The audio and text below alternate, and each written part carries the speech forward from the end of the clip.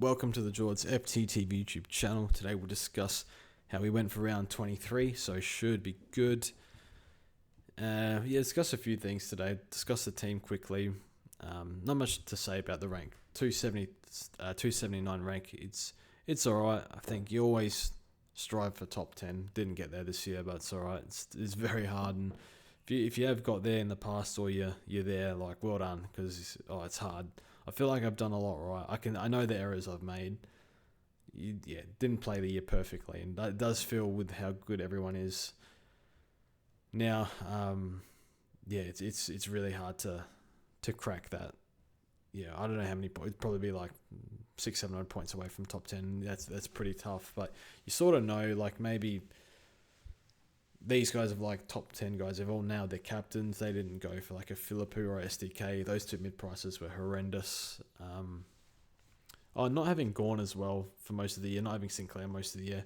Those two, so you can sort of see where the points have gone. But then there's a few little things like, I don't know, Rookie Roulette, and like a Merritt didn't really perform how he wanted to, or a Sarong didn't perform how he wanted to, and all 4 or 5 different moves that we didn't make. We made other moves instead. All of a sudden, that's probably where, you do 30 trades right, 10 of them, like 5 okay, and then 5 howlers, and then you can't really afford that if you want top 10. So I don't know how many.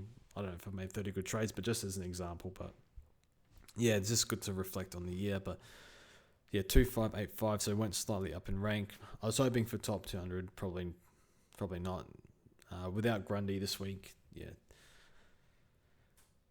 probably the only reason why we stayed in the top 300, but yeah, we'll see how we go. But yeah, I did go the Crows and Pies game, which was good. Was at right at the top, level 5. So first home game I've been to all year. Pretty slack from me, not a member. But I do not mind tickets when they're free. Pretty tight, but you take them when they come to you. So yeah, a bit lucky. And yeah, check my phone after the game. It was a pretty wild game to watch, but the umpires were pretty whistle happy, and probably it's hard to see when you're so high up whether how many were there or not. But I feel like we got so many whistles. And yeah, open Twitter on the train on the way home, and there's just tears everywhere from Collingwood supporters, as if they haven't screwed up, as if the umpires haven't screwed us on the MCG enough times.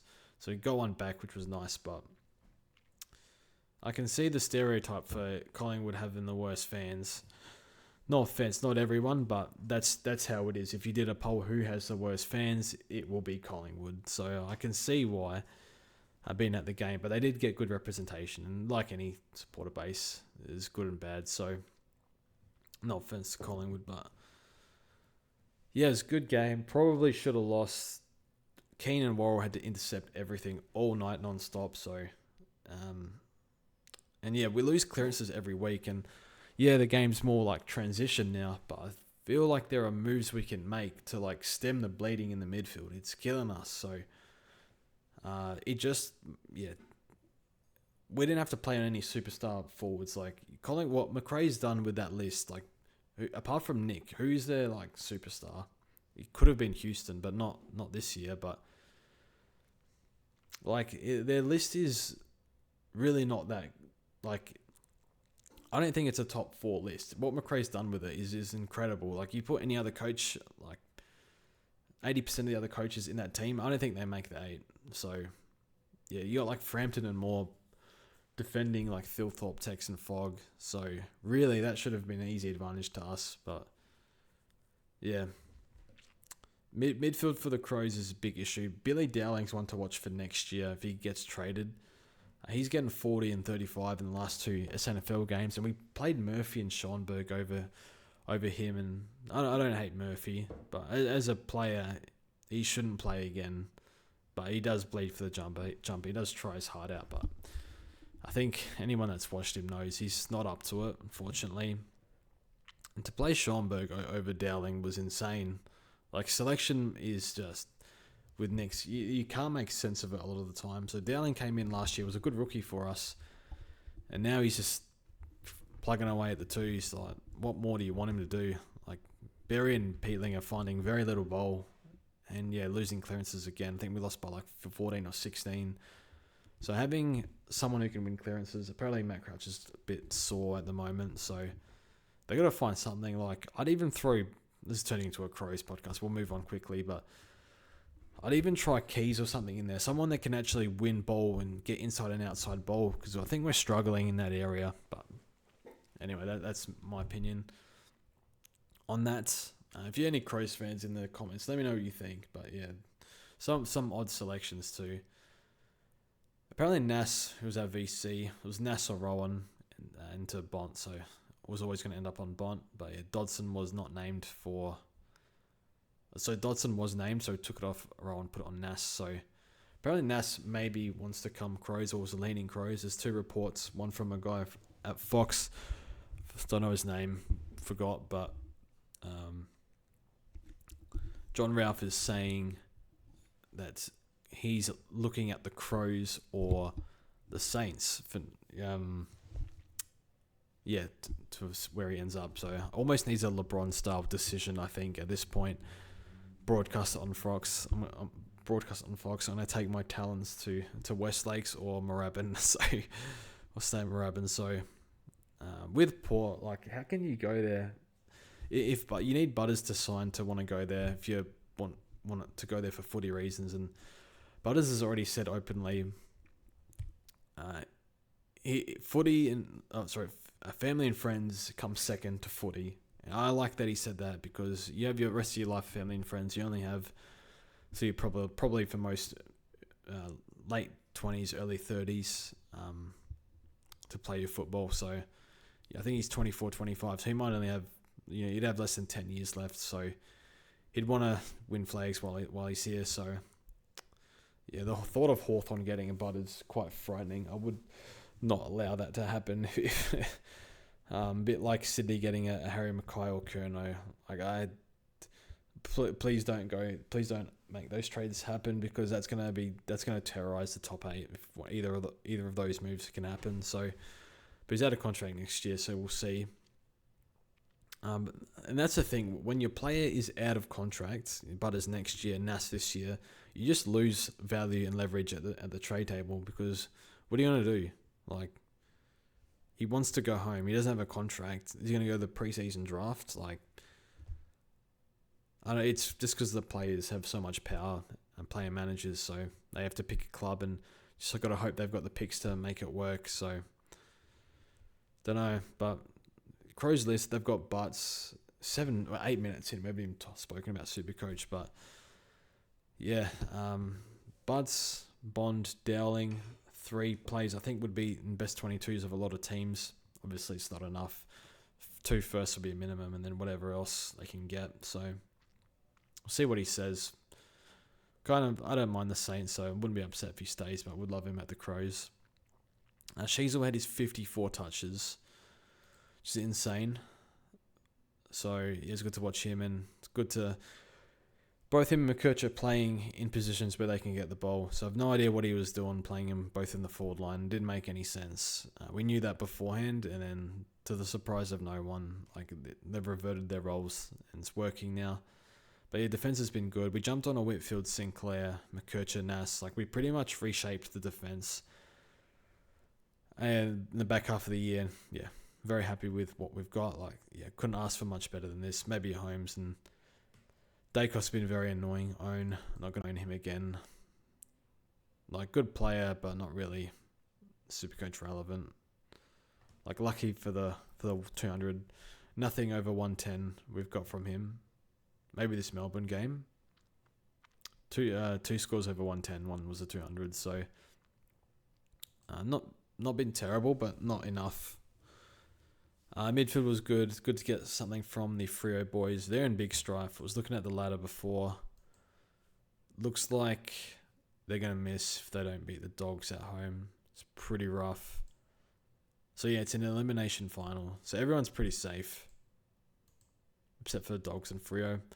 And then this game Hawks can either finish 4th or 8th, depending on percentage, I think.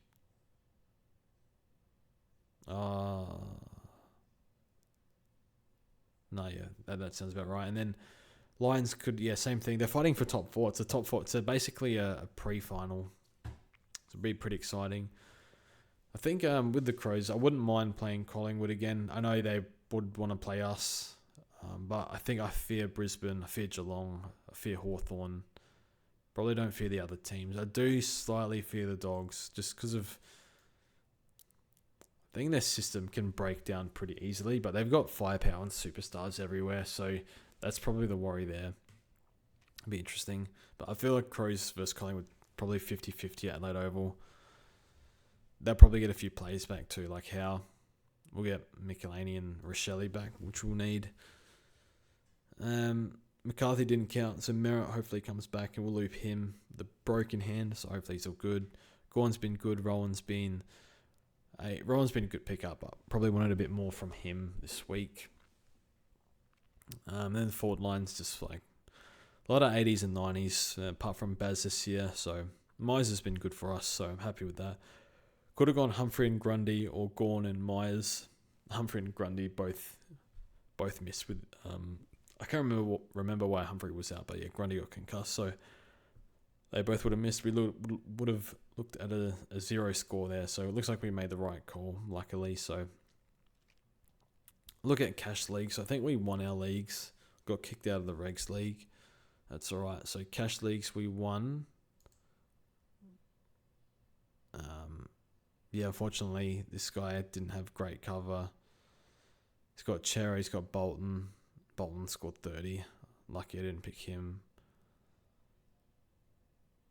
So got through that game pretty well. And then... how do we go back?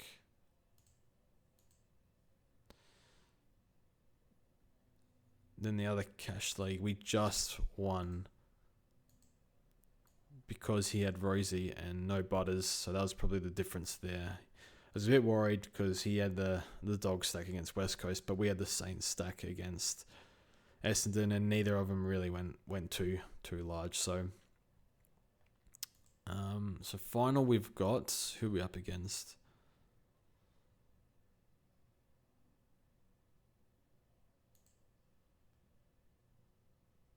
Where Eagles there. Alright, so he's got McCarthy there. He's got Kennedy. He's got Sherry. Oh boy. Who's Sherry got this week? Rob. Probably got a better matchup with Rowan, but yeah, Sherry is Sherry. I think we're in strife this week. It's going to be Rosie. We need Rosie to miss or something. Just rest him with a broken hand. We need Merritt back too. He's got Josh Dacos. So we do have a Nas. We need a big farewell game from Nas. Our defense is definitely a lot better. So it'll be defense. His midfield's probably better. Forward line, I think, is similar. Myers versus Kennedy. I think Geelong's got an easy matchup. Richmond, yeah. This will be close. And then this one, Windy again. He's got Sharon and stuff. So, yeah, we'll see. See how Bolton stuff goes. I think we can beat him. We need Mills to go shit. Mills 500k. Been a very annoying antipod, but that's right. That's it. 14 minutes. Not much else to discuss. It's been a good year of SuperCoach. It's been a hard year. Yeah. Not much else to say. I haven't really started thinking about next year too much. I think Flanders was out with a back, so he's going to be pretty cheap. But I don't even know his role, because I think they got the main three plus Humphrey in there. Like, they're just going to play him half forward. Yeah, not great. I don't know. His back must be bothering him still. Wouldn't worry about next year too much, but yeah, finals I'm looking forward to. Can't wait for the Sunday games, Brizzy Hawks and Freo Dockers, so should be good. And yeah, the NAS decision will be good, and yeah. See how the Crows go in finals. We'll definitely somehow find a way to get the grand final if that happens, but I don't know, I'm pretty worried. Like coaches, like I fear Chris Scott, fear Sam Mitchell, fear Craig McRae, even like the Lions boys, Fagan. Like these guys are just winners through and through. So it's gonna be tough. Crows not experienced in finals, but got a good young group. So we'll wrap it up next week. We'll just see how we went, final team, and then wrap it up, and then have a good off season. I did start AFLW. I don't think it's open yet. A few bad picks. I watched a little bit. I watched the Thursday and Friday games, but I didn't see any of the weekend games because I was watching AFL instead. Men's, whatever you want to call it, but not the greatest start. A lot of dud scores. Picked the wrong ruck. Not happy with row bottom. I was like watching Sarong, like no outside ball, contested handballs all day. Then I need to fix this player up. But yeah, I'm just stalling now. Thanks for watching, and we'll see you guys for a farewell next week.